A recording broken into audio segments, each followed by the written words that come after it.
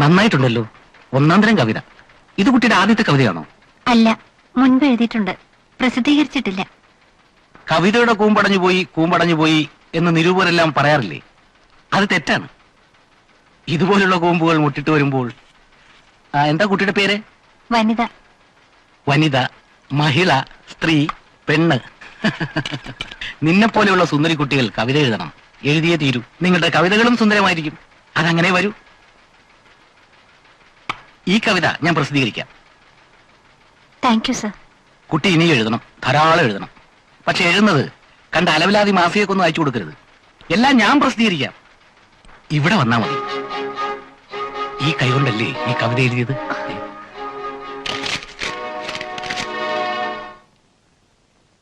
ഈ എഡിറ്റർ എന്റെ ഒരു അടുത്ത സുഹൃത്താ.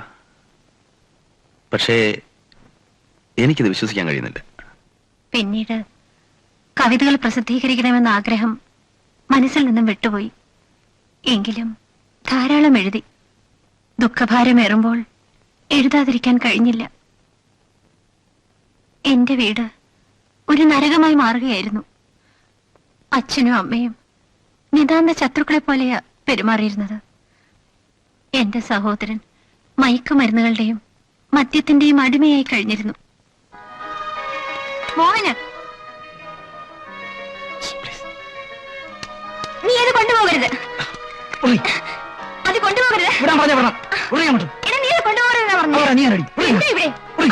ഇതെവിടെ കൊണ്ടുപോകുന്നടാ? വിൽക്കാൻ അല്ലാതെ. എനിക്ക് ഇത്ര കാശിന്റെ ആവശ്യമുണ്ട്. എനിക്ക് തരാൻ മാത്രം ഇവിടെ ആരെങ്കിലും കാശില്ലല്ലോ. എന്നോട് കളിച്ചാണ്ടല്ലോ, മാറിയില്ലേ? ആ, ഇനി അങ്ങേരായി. ഇവിടെ ഇതൊന്നും വന്നാ പോരാ. ഇത് കേട്ടാത്തൊന്നും ബാക്കിയുള്ളവരുടെ കുറ്റം കൊണ്ടാണെന്ന്. അതേടി, പിള്ളേരെ വളർത്താൻ പഠിക്കണം. വളർത്തിയതിന്റെ കുറ്റമാ. എടോ, താനാണോ എന്നോട് വളർത്തിയതിനെ പറ്റി കുറ്റം പറയുന്നത്? ഭാര്യയ്ക്കും പിള്ളേർക്കും ചെലവിന് കൊടുക്കാൻ വകയില്ലാതെ വീട്ടിൽ കയറി കുത്തിയിരിക്കുന്ന താനാണോ എന്നോട് പറയുന്നത്? എലിസബത്തെ, ഈ വീട് പിടിച്ചത് നീ ഒരുത്തിയ. എന്നെ കൊണ്ടൊന്ന് പറയിക്കരുത്. താനും കിട്ടാനി എനിക്ക് കളി കയറുന്നുണ്ട്. മതിയടി. അച്ഛൻ എങ്ങും പോകാതെ വീട്ടിൽ തന്നെ കുത്തിയിരിപ്പായി. അമ്മ മിക്കവാറും എന്നും രാവിലെ വീട്ടിൽ നിന്നും പോകും. പരിചയക്കാരോടൊക്കെ നടന്ന് കടം വാങ്ങും. കടക്കാർ വീട്ടിൽ നിന്ന് ഇറങ്ങാത്തൊരവസ്ഥയായി. ഇതെന്തോ ഇടപാടാ സേതുമാധവ? തരാനുള്ള കാശ് ചോദിക്കുമ്പോ തല മറ്റേടത്തോട്ട് വെച്ചോണ്ടിരുന്നാ മതിയോ? താൻ എന്തെങ്കിലും ഒരു സമാധാനം പറ. ഞാൻ എന്തു പറയാന്? ഓ, അത് ശരി. എന്നാലേ ഞാൻ ഇനി അയൽപക്കക്കാരോടോ മറ്റോ ചോദിക്കാം. മര്യാദ കേട്ട മനുഷ്യര്.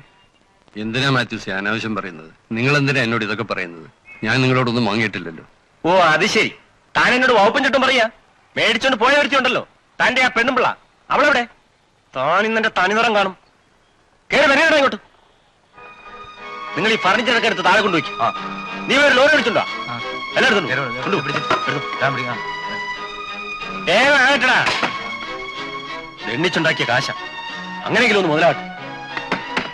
മോഹന, മോഹന, ആ മാട്രസ് വന്ന് ഫർണിച്ചറൊക്കെ എടുത്തോണ്ട് പോകുന്നു. പോട്ടെ. അതിന് മോളെ കൊണ്ടുവെക്കില്ല, ഒളിഞ്ഞു പോകുന്നത്. എന്റെ ഇവിടെ ഇതെവിടെ കൊണ്ടുപോവാ? വെക്കണോടെ. ഇവിടെ ചോദിക്കാനും പറയാനും ആരുമില്ലെന്ന് വിചാരിച്ചോ? ഇറങ്ങണോ വിളി? ഇറങ്ങാൻ. ഞാനെന്ന് എന്റെ അടുക്ക വേണ്ട. ഞാൻ രണ്ട് കൽപ്പിച്ചെന്നാ എടുക്കണോ? വെക്കണോ അവിടെ? ഇവിടെ വെക്കാനോ അവിടെ?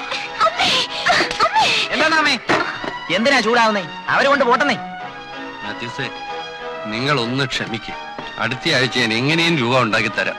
ഇത് കേൾക്കാൻ തുടങ്ങിയിട്ട് നാളെത്രയായി? കിട്ടാ പോകലോ? തന്റെ സൗജന്യം ഒന്നും ഇവിടെ വേണ്ട. എടുത്തോണ്ട് പോ.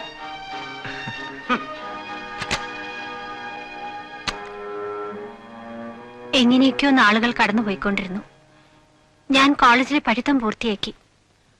അവസാന വർഷത്തെ പരീക്ഷ എഴുതിയിട്ടിരിക്കുന്ന സമയമായിരുന്നു അത്. അമ്മ ദിവസവും വീട്ടിൽ നിന്നും പോയാൽ വളരെ ഇരുട്ടിയിട്ടായിരിക്കും തിരിച്ചെത്തുക.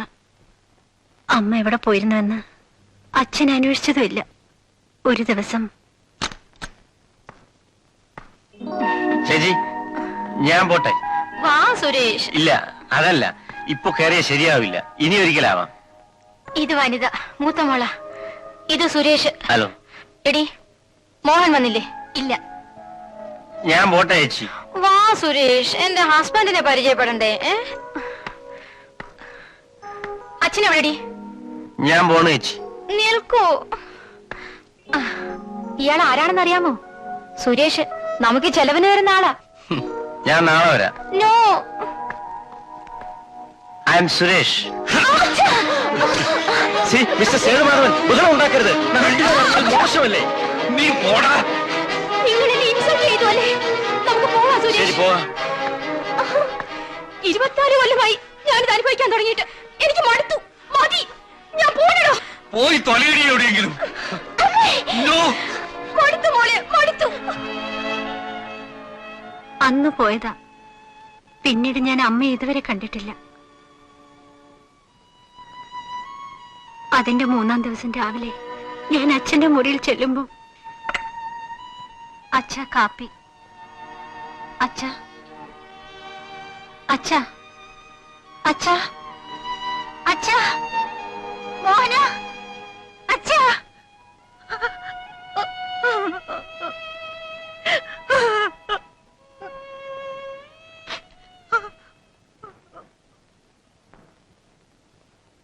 ആത്മഹത്യയായിരുന്നു അല്ലേ?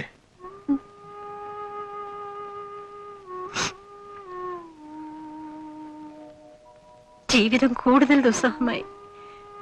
വീട്ടിൽ ഞാൻ ഒറ്റയ്ക്കായി. മോഹൻ വല്ലപ്പോഴും എങ്ങാനും വീട്ടിൽ വന്നാലായി. ഒരു ജോലി എന്തെങ്കിലും കിട്ടുമോ എന്ന് ഞാൻ ശ്രമിച്ചു നോക്കി.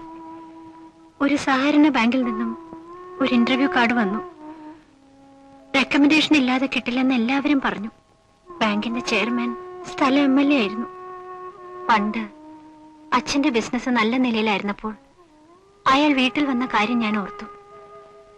ഫോൺ ചെയ്തപ്പോൾ നേരിൽ ചെന്ന് കാണാൻ പറഞ്ഞു. ഞാൻ മോഹനെയും കൂട്ടിപ്പോയി.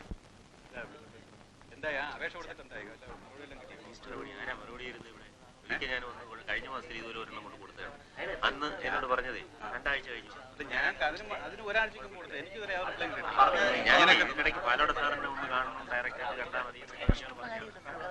അകത്തേക്ക് പോയിക്കോളൂ.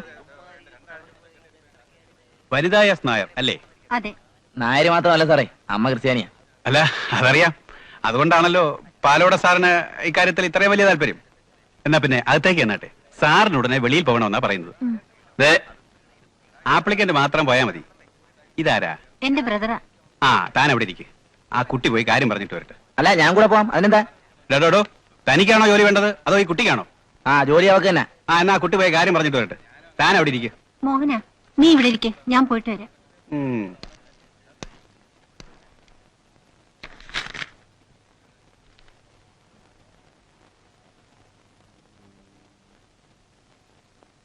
സാർ,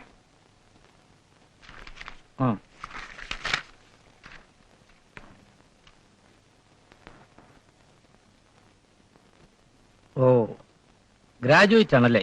അതെ. റെസിറ്റേഷൻ പാടുവോ? ഞാൻ തന്നെ എഴുതിയ വരികളാ. ഓഹോ, അപ്പൊ കവിത എഴുതും. കൊള്ളാം. ഞാൻ നമ്മുടെ രാജ്യത്തിന്റെ ഒരു സ്ഥിതി ആലോചിക്കുകയായിരുന്നു. BCom ഫസ്റ്റ് ക്ലാസ്, കവിത എഴുതും, ചെറുപ്രായം. പറഞ്ഞിട്ടെന്ത് കാര്യം? ഒരു കോപ്പറേറ്റീവ് ബാങ്കിൽ ക്ലർക്കിന്റെ പണി കിട്ടണമെങ്കിൽ റെക്കമെൻഡേഷൻ വേണം. ഞാൻ തന്നെ കുറ്റം പറഞ്ഞതല്ല. ഏതായാലും ഇങ്ങോട്ട് വന്നത് നന്നായി. ഫസ്റ്റ് ക്ലാസ്സുകാരൻ പുറത്ത് നിൽക്കുമ്പോ 3rd ക്ലാസ്സുകാരൻ ജോലിയും കൊണ്ട് പോകുന്ന കാലമല്ലേ. നാളെ അല്ലേ ഇന്റർവ്യൂ? ഒന്ന് ഞാൻ തല കാണിച്ചേര്. ജോലി കിട്ടി. ഞാനല്ലേ പറയുന്നത്. Thank you sir, thank you. Appointment order കൈ കിട്ടുന്നത് വരെ താങ്ക് യു സാർ, നമസ്കാരം സാർ. ഏയ്, ഞാൻ കുട്ടിയുടെ കാര്യമല്ല പറഞ്ഞത്. പറയോ? ഇല്ല സാർ, ഞാൻ ഈ ഉപകാരം ഒരിക്കലും മറക്കില്ല. ആ, എനിക്ക് കാശും പണമൊന്നും വേണ്ട. ആരെങ്കിലും എന്നെ കുറിച്ച് അങ്ങനെ പറഞ്ഞു കേട്ടിട്ടുണ്ടോ? നന്ദി സ്നേഹവും മതി. കുട്ടി ഒരു കലാകാരിയല്ലേ, സഹകരിക്കുന്നതിൽ വിഷമമൊന്നുമില്ലല്ലോ. വേണ്ട, എനിക്ക് നിങ്ങളുടെ ജോലി വേണ്ട.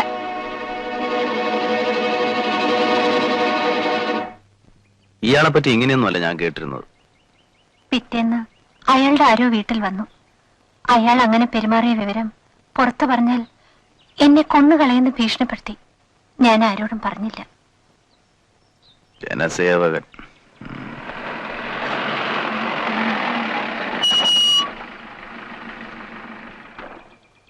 ആ മുറി പോയിരുന്നു.